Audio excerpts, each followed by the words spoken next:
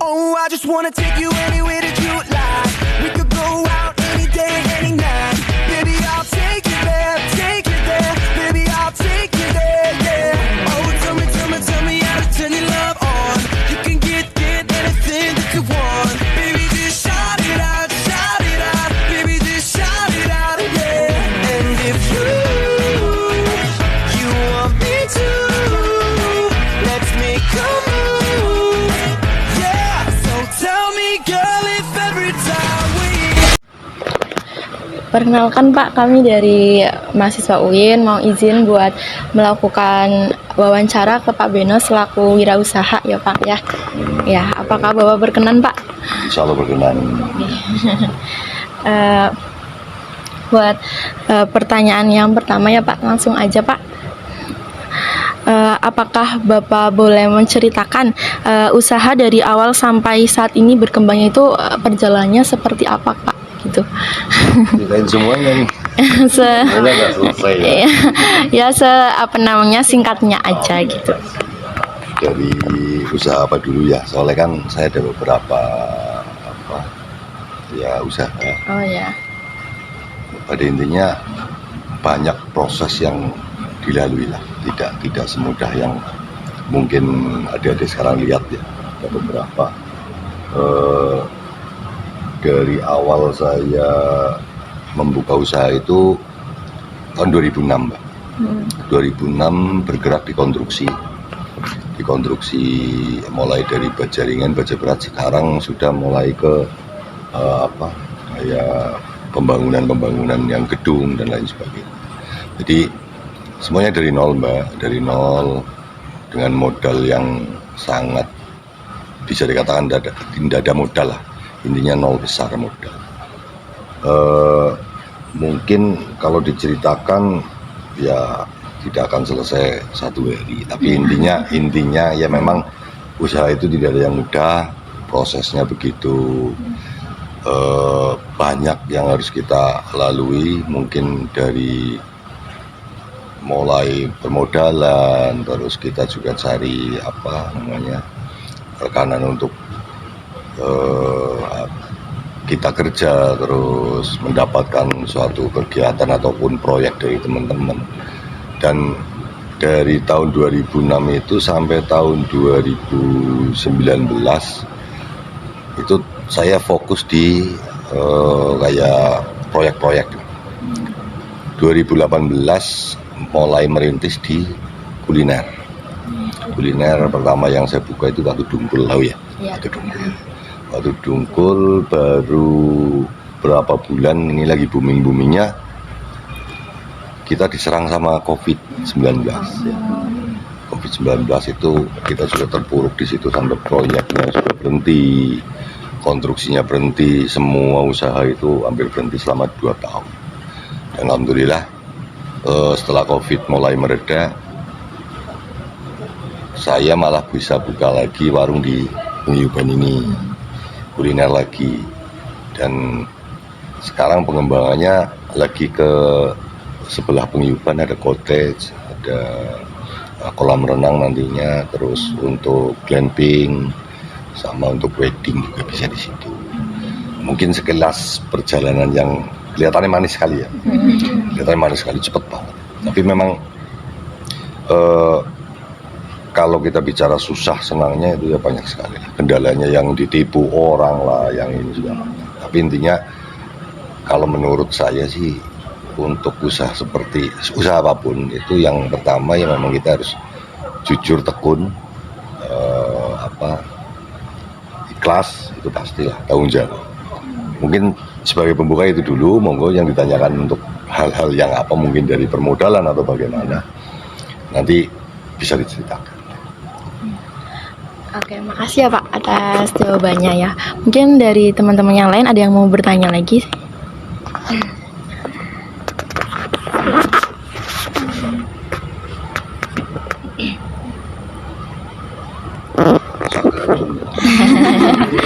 Silakan. Tenang aja, santai. Mungkin ada pertanyaan apa yang harus dilakukan dan bagaimana? Ya, silakan. Izin bertanya ya Pak, mungkin untuk kan pertama buka ini tahun berapa berarti ini pengayuban? Kalau pengayuban 2022. 2022. Terus Kalau yang di Dungkul 2019. Tadi ya. Nah itu mulai merekrut karyawan barunya itu prosesnya bagaimana ya Pak? Apakah ada kriteria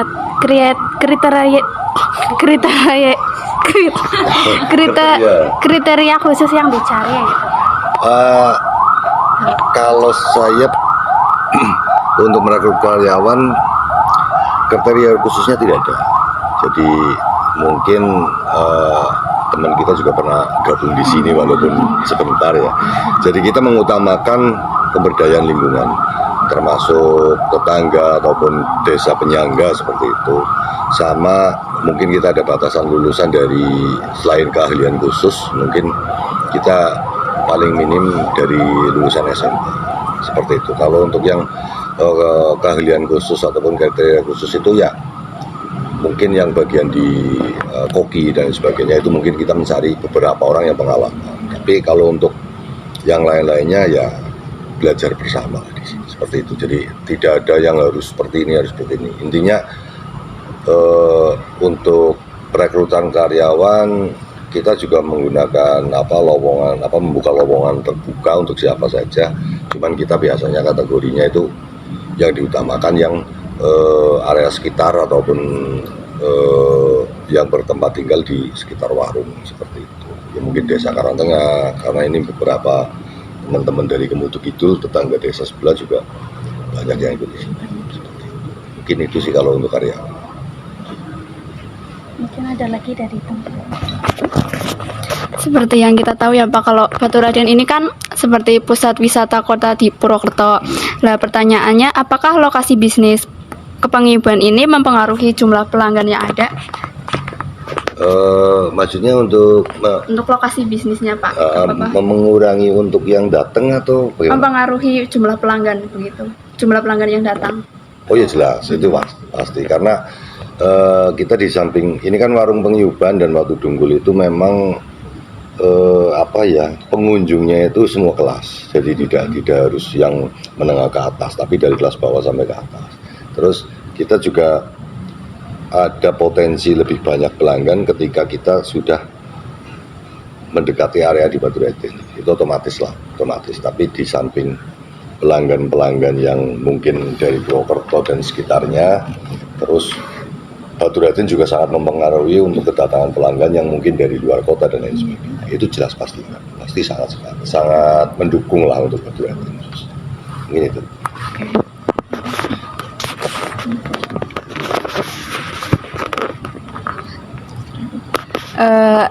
Kan kita dari ekonomi syariah ya Pak. Mungkin Bapak ada contoh nggak sih dari pengayuban ini, contoh strategi pemasaran untuk menarik pelanggan? Ya, siapa tahu kita juga bisa kayak mencontoh Pak Beno gitu. Sebenarnya saya paling senang kalau ditanya seperti itu.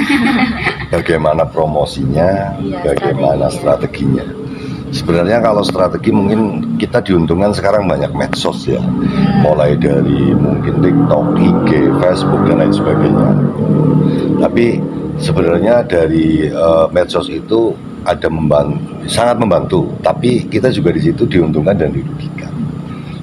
Kenapa? Karena kalau diuntungkan mungkin kita banyak sekali melihat review-review yang dari teman-teman pelanggan. Kalau yang pure itu benar-benar untuk mereview kita itu ya baik buruknya kita terima, tapi kadang-kadang memang ada orang-orang tanda kutip yang punya kepentingan lain, mungkin mereview kita di mungkin bintang 1 atau yang buruk-buruk. Nah, terus kalau sementara pemasaran itu memang kita tidak semuanya melalui medsos, tapi ini karena mungkin pelayanan kita, terus mungkin harga yang cukup sekali untuk yang tadi saya sampaikan dari kelas bawah sampai menengah ke atas kayak gitu, sehingga ini biasanya dari pelanggan ke pelanggan. Jadi mungkin kalau orang Jawa bilang itu gedok tular apa ya. Jadi tidak semuanya melalui medsos, tapi memang pemasaran yang sekarang saya jalankan ya pertama di medsos, yang kedua mungkin dari teman-teman pelanggan ke pelanggan, seperti itu sih kalau untuk pemasarannya. Dan berkaitan dengan kita promosikan sebesar apapun lewat medsos, tapi ketika orang itu mencoba ke sini tapi ternyata pelayanannya kurang baik, otomatis ini juga akan mempengaruhi kita. Jadi intinya ya apa yang kita tawarkan harus sesuai dengan apa yang kita sajikan. Itu sebenarnya. Tutup gitu ya. Iya, belak tutup. Iya. Ada lagi mungkin apa? Ada lagi dari yang lain mungkin? Udah. Oke, cukup ya. Ya, kita cukupkan ya Pak untuk wawancara di sore ini. Terima kasih Bapak sudah berkenan buat menyempatkan waktunya untuk kita ya Pak ya. Mungkin ada closing statement dari Bapak? Pesan-pesan. Yang masih mahasiswa. Ya. Juga promosi juga bisa Pak. Intinya begini, jadi memang pendidikan itu kan sangat diperlukan ya. Ya, kebetulan saya itu orang yang kurang berpendidikan karena nasib saya itu beda dengan jenengan semua, dengan kalian. Karena perlu kalian tahu, mungkin percaya dan tidak percaya, walaupun karyawan saya sekarang sudah dengan proyek dan lain sebagainya itu hampir 200 karyawan. Saya itu hanya lulusan SD. Mungkin tidak akan percaya, tapi itu memang benar. Jadi sebenarnya pendidikan seperti kalian ini harus benar-benar asal sekolah itu jangan asal sekolah. Bikin 1 ijazah sudah, tapi justru pengalaman-pengalaman yang harus kita cari itu yang banyak di luar sekolah. Jadi pada intinya moga-moga kalian ini semuanya saja kalau bisa diberikan kesempatan untuk berbisnis, itu yang pertama itu jujur, tanggung jawab dan ikhlas. Itu saja sih kuncinya. Kalau kita tanggung jawab, insya Allah akan dipercaya oleh teman-teman yang lain. Kalau kita jujur juga, intinya pasti kita akan mendapatkan yang lebih lagi seperti itu. Mungkin itu sih.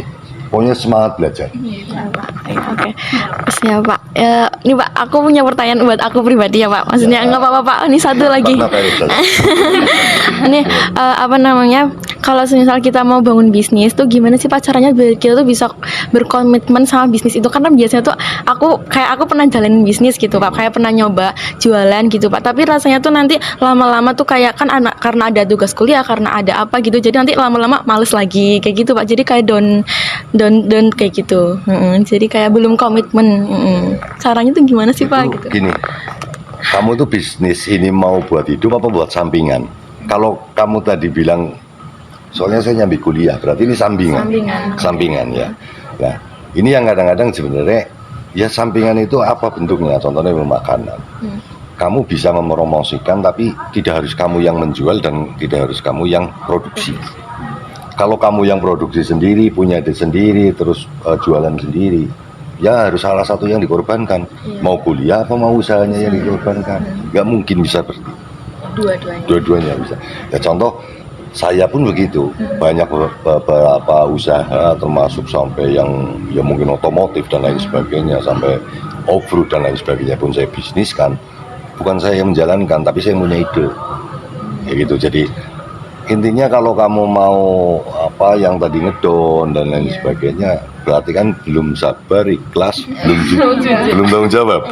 Kan kayak gitu. Sebenarnya harus tekun lah, semua harus tekun. Semua usaha itu tidak ada yang mungkin bayangan kita, saya jualan ini pasti nanti teman-teman beli semua ini kan kayak gitu. Padahal belum tentu, karena kadang-kadang teman kita itu melihat kita bisnis malah kurang apa. Harusnya kan misalkan Feli jualan tahu bulat. Kenapa sih kalian harus beli tahu bulat ke tempat lain? nggak bantu temen sendiri. Tapi kadang-kadang udah nggak beli malah ngomong lagi, wah kalau pilih nggak enak ini. Nah ini yang kadang-kadang nun sewu, kalau saya untuk bisnis ini saya ikut otak-otak Cina. Jadi saya nggak pernah kasih orang makan sini walaupun temennya itu free, itu nggak pernah. Mending saya ke kasir, saya bayar, itu sudah saya bayar sendiri. Kayak gitu. Itu juga baik. Soalnya apa? Nanti teman-teman itu kadang-kadang saya punya teman datang ke sini telepon, Mas, saya lagi di pengiyuban. Oh iya, ya mau dapat diskon atau bagaimana? Itu pasti. Iya. Tapi kalau orang sana sih nggak ada yang taruh itu. Karena lebih baik membantu teman. Ya, makanya saya di sini misalkan dengan teman dan lain sebagainya, kok makan ini mau saya bayarin, mendingan saya ke kasir, saya bayar, itu notanya saya bayar. Nah, ini kebalikannya Vivi. Jadi kita itu apapun harus tekun. Saya kondisi sepi ya tetap dengan karyawan ya biasa saja. Ramai ya tetap biasa saja. Kadang kan ada yang posisi sepi sama karyawan mungkin jadinya mulai dari ngomong dan lain sebagainya beda. Ini justru akan, ya kalau saya nggak percaya dengan itu, jadi malah gawe seret rezekinya daerah gitu. Dan kalau Firly bilang tadi akhirnya di titik down dan lain sebagainya, ini berarti kurang tekun sudah. Nggak boleh seperti itu. Bisnis kamu punya ini, jangan gagal satu kali, jangan sudahlah, wong kemarin aja saya jualan itu nggak laku. Enggak lah, saya nggak mau jualan lagi, saya mau ini lagi. Enggak, coba kamu jual ini, mungkin nggak ini, tetap kamu jual, tapi kamu tambahin yang lain. Kalau sistem saya itu palu gada, apa lu mau gua ada. Ya, jadi apa saja saya terima. Pokoknya yang penting itu masih kita bisa untung. Kalau untung belum kita dapat, paling tidak kita bisa merekrut teman-teman yang masih tidak punya pekerjaan. Itu saja intinya. Saya yakin lah kalau orang semangat belajar terus tekun untuk berbisnis dan lain sebagainya, insya Allah.